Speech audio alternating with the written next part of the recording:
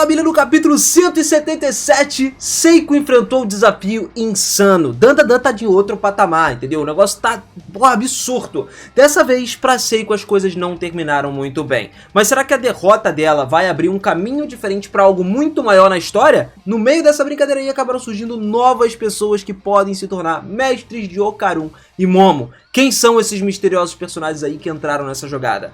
Bora destrinchar tudo isso aí e falar de algumas teorias insanas a partir daqui? Vem comigo, prepara a pipoquinha e vamos nessa!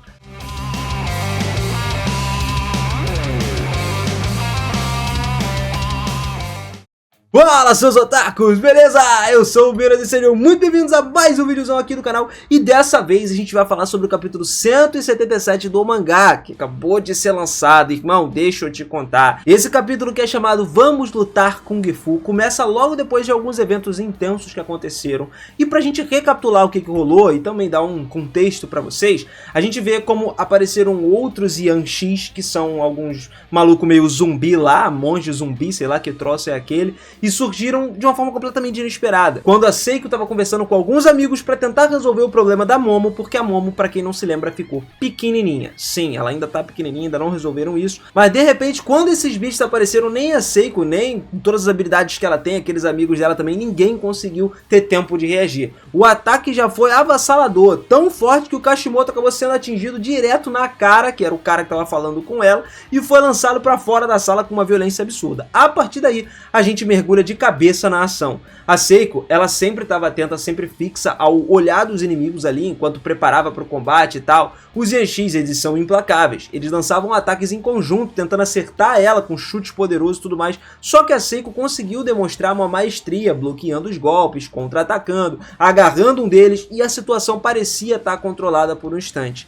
Só que quando um novo inimigo surgiu do nada e acertou um soco na Seiko, os negócios começou a pesar. O golpe que ela tomou fez com que ela perdesse o equilíbrio e num breve momento a determinação dela, mesmo sendo inabalável, começou a cair. Mas ainda assim ela levantou, ela não hesitou, recuperou o controle e com movimentos precisos ela revidou ali com golpes direto no rosto do adversário, conseguindo uma cotovelada devastadora que deixou ele fora de combate. Só que ela não para por aí, tá? Ela demonstrou uma incrível agilidade também e conseguiu chutar fulminante ali o estômago de um outro inimigo, lançando ele pelo ar. O impacto foi tão forte que derrubou vários Yanshis nesse processo. Só que ainda assim o combate estava longe de terminar. Os Yanshis continuaram avançando sem dar tempo para Seiko respirar. E num momento particularmente tenso, um deles surpreendeu ela quando subiu ali pela cozinha, planejando um ataque furtivo, um ataque surpresa para ela. Só que a Seiko, ela estava um passo na frente dele e pegou ele, inclusive colocou ele dentro de um freezer, sei lá o que era, arremessando ali o mais próximo possível com força contra o outro inimigo, esmagando eles e acabando com essa luta. Mas os Yanshis também são incansáveis. A cada segundo, mais e mais deles começavam a aparecer como se fosse um exército infinito. E numa cena impressionante, a Seiko também utilizou uma cadeira como suporte, se sentando nela para poder desviar das habilidades ali dos seres que estavam lutando coordenados, e eles mantinham sua postura calma e concentrada quando um inimigo finalmente tenta uma investida mais ousada e ela acaba chutando esse cara ali, derrubando ele na cadeira. Sem perder o ritmo, a Seiko atinge um outro cara com o joelho no rosto, transformando ele numa espécie de almofada, e enquanto isso os outros Yanshis continuam indo também para derrubar ela em cima do primeiro adversário. E essa sequência de ataques deixa claro que a Seiko é uma verdadeira estrategista em combate também. Lembrando, galera, ela não tá usando todos os poderes dela aqui. Ela sempre improvisa o que tá à disposição dela para lutar quando ela não pode usar os poderes. E no momento de pura criatividade, ela conseguiu usar o ambiente ao redor dela, ainda pegou um bastão improvisado lá com as coisas que ela quebrou, e como se a Seiko fosse dar um golpezão tão poderoso, ela chegou a destruir até a parede, abriu um espaço ali para ganhar um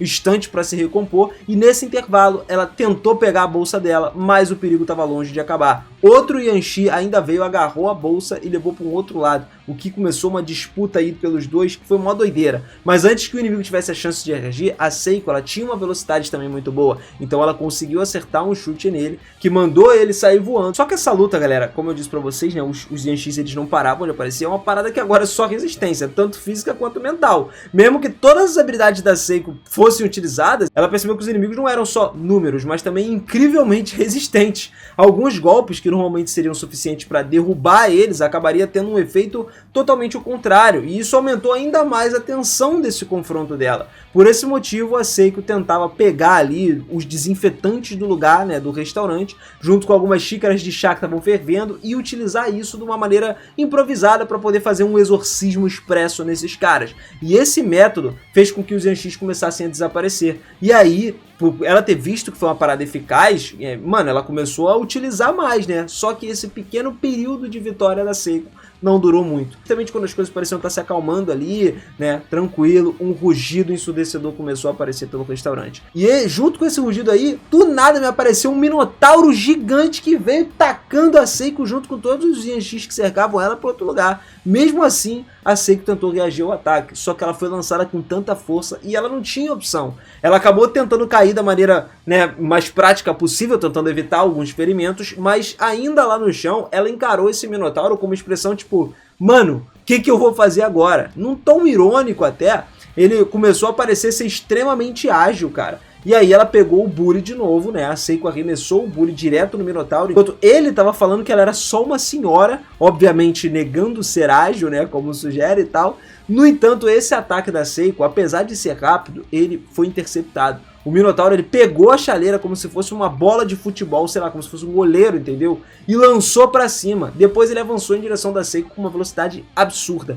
Nessa hora, antes que ele conseguisse desferir um ataque que seja um golpe fatal, a Seiko conseguiu ter reflexos ainda excepcionais, né? Evitando o ataque e aproveitando uma brecha para dar um chute certeiro na parte inferior do corpo dele. Só que, infelizmente, esse golpe não teve efeito nenhum. A Seiko ficou perplexa e percebeu que mesmo atingindo uma área sensível, o Minotauro ele não parecia ser afetado de forma alguma. Ele só balançava levemente o corpo para um lado e para o outro, como se fosse, sei lá, uma parada que não tivesse como causar dano. Então, o Minotauro respondeu com calma, reforçando a superioridade física dele, dizendo que, tipo assim, eu sou o Tetsu Steel, eu sou tão duro quanto aço, e quanto mais você bate, mais forte eu fico, tá ligado? Então, assim, ela tava determinada a não desistir, pegou um dos destroços ao redor, que ela tava usando como bastão de novo, improvisado, né, pra atacar o Tetsu, que era esse cara, e aí, com um movimento muito rápido, ela atingiu ele diretamente. Só que assim como ele tinha afirmado, o corpo do Minotauro absorveu esse impacto, ficando ainda mais resistente. Daí a Seiko, mano,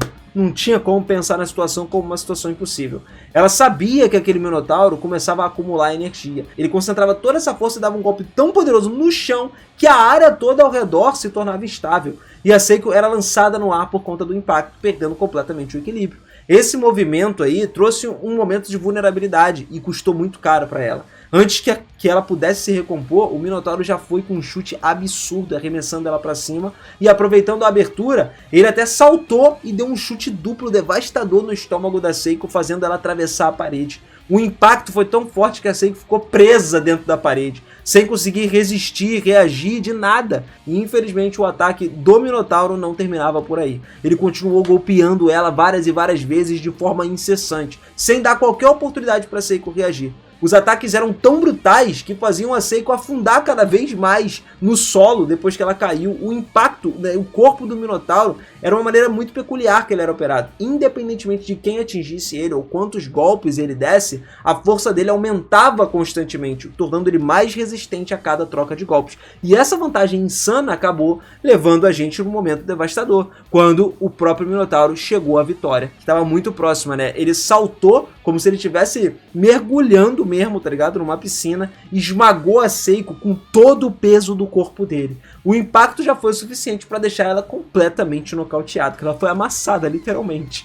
Por isso que eu botei na thumb, né? E essa cena já era terrível. O visual característico da Seiko, sempre impecável e tal, tava irreconhecível. Os cabelos dela estavam arruinados. Agora tava tudo sujo, misturado com sangue, poeira, os detritos ali do lugar, as roupas rasgadas. Mano, era uma luta mais do que intensa. As mãos dela estavam tremendo de exaustão, enquanto os olhos dela estavam fechados. Então assim, ela não tinha paz, só que só o puro cansaço. Agora, o Minotauro, se sentindo vitorioso, se aproximou da Seiko e num tom de superioridade perguntou se ela finalmente reconhece a força dele. Ele exigiu, inclusive, que ela admitisse a derrota. Caso fizesse isso, ele prometeu que pouparia a vida dela. Pra selar essa ameaça, ele tirou um estilete da roupa ali, como se fosse um item amaldiçoado, né? Que já tinha sido visto antes, mas tinha uma suspeita de que esse ataque teria sido orquestrado justamente pelo misterioso Conde de Saint-Germain, embora algumas interações ali por trás disso não estejam completamente claras, só que o objetivo era óbvio, de alguma forma eles queriam roubar os poderes da Seiko. Só que antes que o Minotauro pudesse consumir, né, ela e conquistar esse plano, uma explosão cinza preencheu essa sala. Sombras começaram a surgir envolvendo a área toda, e aí o Minotauro tentou reagir, até se preparando para esse ataque, mas ele foi interrompido quando do nada uma parada inesperada aconteceu. Os Yanxis que tinham caído no chão, eles se levantaram de novo, e nesse momento a Seiko abriu os olhos, lentamente assim, olhando para o lugar sem entender, e viu duas silhuetas sombrias ao seu redor. Para sua surpresa, aqueles que apareceram diante dela eram rostos familiares que chegaram de uma maneira absurda. A gente tinha o Kashimoto de volta ali para poder acabar com eles. Sem hesitação, eles atacaram o Minotauro com uma força impressionante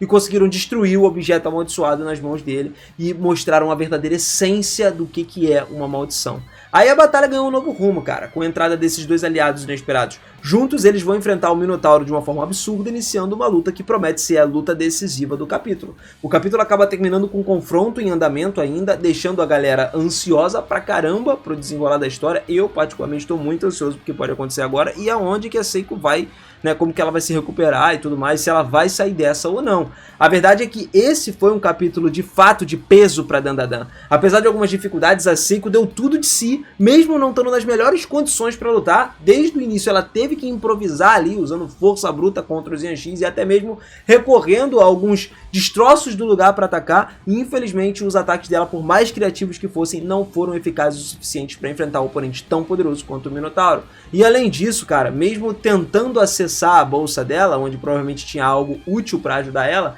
a Seiko foi constantemente interceptada, o que trouxe uma enorme desvantagem em combate. Mas apesar disso ela foi formidável, cara. Ela usou a água de uma maneira improvisada lá, transformando numa arma de purificação para derrotar grande parte dos Yanxis. E por mais que a Seiko tivesse sido derrotada pelo Minotauro, é inegável que nas condições extremas que ela estava, ela teve uma luta magnífica. Só que agora é o seguinte, o que vai vir pra frente? Certamente é alguma coisa que promete ser ainda mais intenso. Agora que esses aliados dela entraram em cena, a gente vai ver os poderes dele pela primeira vez, né? Mesmo que seja meio óbvio que esse cenário foi completamente terrível, já que é possível prever como é que as coisas vão terminar desde o último capítulo. Afinal de contas, uma parada desse tipo nunca aconteceu antes, né? A Seiko lutando sozinha e ainda por cima em condições longe de serem ideais para ela mostrar o verdadeiro poder. Mas mesmo assim é interessante a gente observar como que o Minotauro foi diretamente enviado pelo Conde Saint-Germain, né? E parece que esse arco agora vai se concentrar numa luta contra ele, já que o Conde enviou um dos seus subordinados para roubar o poder da Seiko. Isso nos leva a algumas possibilidades, né? Coisas intrigantes sobre esse objetivo. A primeira possibilidade seria que o Conde Saint-Germain ele esteja tentando reunir poderes relacionados a alguma entidade poderosa. Por exemplo, sabemos que o Mal-Olhado lá, né, ele é uma entidade extremamente perigosa. E o fato da Seiko ter enfrentado esse inimigo, chegando perto de até exorcizar ele, demonstra a força dela. Ou seja, ela é mais forte que ele. E o Saint-Germain quer poderes muito fortes. Apesar do Didi ter interferido, o potencial da Seiko pode ter se tornado interessante ou até necessário para os planos do Conde Saint-Germain. E a segunda possibilidade é que o Conde ele esteja eliminando ameaças em potencial. A Seiko seria capaz de enfrentar inimigos como o Mal-Olhado, né? E isso para o Saint-Germain representaria uma série de ameaças aos seus planos. Por isso, poderia estar decidido que atacar ela diretamente seria a ideia melhor. Especialmente porque ela estava vulnerável naquele momento. Além disso, se a Seiko conseguisse salvar a Aya assim, e concluírem o objetivo, isso complica ainda mais a situação para o Conde Saint-Germain, que já parece estar numa posição um pouco enfraquecida. Outra questão intrigante também é a natureza dos inimigos que apareceram ali. Os Yanxis, por exemplo, claramente faziam referência aos zumbis ou vampiros da cultura chinesa. Já o Minotauro, Tetsu, ele parecia ter uma origem inspirada na mitologia grega ou num design remetendo diretamente à história de um labirinto e a sua forma monstruosa. Só que também é possível fazer um paralelo ali com o deus touro da cultura egípcia por conta de certas características específicas do Tetsu. E esse cruzamento ali das referências culturais torna o enredo ainda mais rico, né? Por fim, esse capítulo trouxe pra gente alguns momentos surpreendentes com a aparição também do Paias e o ataque devastador do Kashimoto. A forma do Paias, em especial, que era o outro cara que estava junto com ele, se destaca como um dos elementos mais complexos que a gente foi apresentado até o momento. Por quê? A verdade é que, pelo menos até agora, não deu pra gente encontrar algo que possa estar diretamente relacionado ou pareça ser uma alusão clara às entidades que foram mencionadas aqui. O que se destaca nessas criaturas é que elas têm uma aparência que remete às sombras ou entidades similares. Só que um detalhe interessante são as linhas que cercam os seus corpos, formando uma parada semelhante à dos serpos. E isso me faz questionar o seguinte: se tem algum tipo de relação com entidades que, em vez de espirituais, possam estar conectadas de alguma forma com a tecnologia alienígena.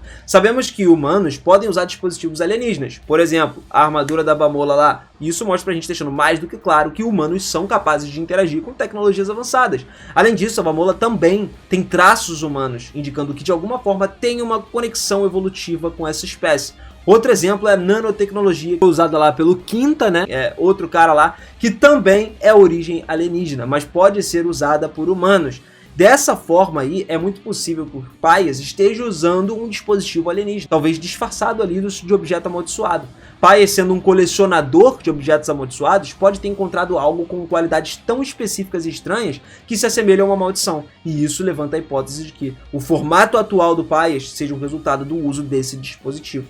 Mas, como sempre, eu também gostaria de saber de vocês, galera. O que vocês acham disso no comentário, tá? E também outra coisa, o ataque do Kashimoto é impossível a gente ignorar a semelhança com uma fênix que apareceu. No último capítulo já foi mencionado que objetos amaldiçoados não desaparecem, mesmo sob o fogo intenso. E o Kashimoto é quem fez uma pergunta ao Paias de como ele conseguiu sobreviver ao incêndio, já que também estava dentro da casa. E esse detalhe é interessante porque Kashimoto agora parece ter sido afetado pelo fogo, o que reforça sua conexão com o poder relacionado com essa fênix, provavelmente derivado de algum objeto amaldiçoado. Além disso, tem outra teoria também que eu achei interessante, que é a possibilidade do Paias e do Kashimoto atuarem como treinadores e mentores agora para Ayase e para o Okarun, especificamente porque Okarun perdeu os poderes dele até agora, né? E esses dois parecem ser humanos quase que normais, exceto pelos usos de objetos amaldiçoados, que podem calhar a ser o que o Okarun vai usar. Talvez eles possam ajudar o Okarun a recuperar essa capacidade de lutar do lado dos seus companheiros, e um desses objetos amaldiçoados poderia oferecer a ele as qualidades necessárias para ele voltar à ação, com o Paias e o Kashimoto desempenhando o papel de mentores, obviamente. E também tem uma questão da Ayase, né, que ela precisa de ajuda para ela voltar ao tamanho normal, à forma normal dela, e é possível que esses dois também tenham um papel importante para ajudar ela a encontrar o que for necessário para se recuperar. Esse capítulo trouxe pra gente muitas possibilidades. E lógico, gostaria de ouvir o que vocês acham sobre isso tudo. Então, comenta pra caramba aí. Pode botar a sua teoria se você tiver sobre o que vai acontecer, o que a gente espera pra acontecer. Estamos acompanhando o Dandadan aqui direto. Eu já falei de várias histórias, vários pedaços. Acho que vocês estão cientes. E lógico que cada coisa impactante que acontece na história do mangá, eu trago pra vocês aqui firme e forte. Então, manda bala no seu like, manda bala na sua inscrição. E não esquece, o mais importante é ativar esse sininho pra você continuar acompanhando tudo com a gente, cara. Isso é muito importante se você gosta de Dandadan, que eu vou sempre tentar te deixar o máximo informado possível sobre os capítulos atuais do mangá, beleza? Tamo junto, beijo no coração e eu vejo vocês no próximo vídeo. Valeu!